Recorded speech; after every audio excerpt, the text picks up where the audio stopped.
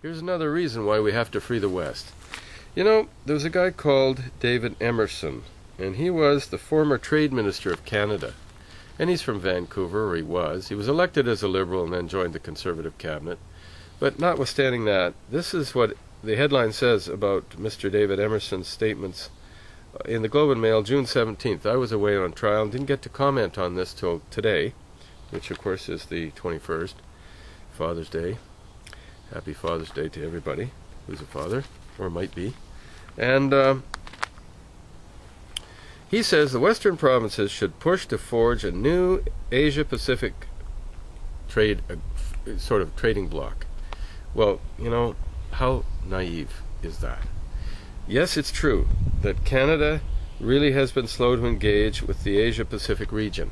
And why is that?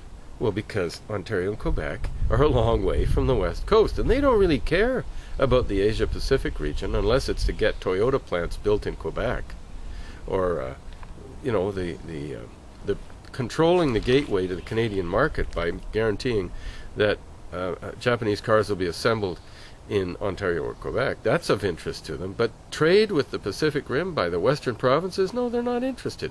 Why? Because it would build the strength, the prosperity, and the wealth of Western Canada. And Trade Minister, or former Trade Minister David Emerson, must have understood that in the political life of Canada, it doesn't matter what the Western provinces would benefit from. What matters is what pleases Ontario and Quebec. So yes, David Emerson, you're entirely right. We should build a Western Canadian bloc of provinces, British Columbia, Alberta, Saskatchewan, Manitoba, that trade with the Pacific Rim, that engage with the Pacific Rim, that exchange our raw materials and natural resources with the Pacific Rim, and buy the cheap manufactured goods from them, because they have the capacity we don't have.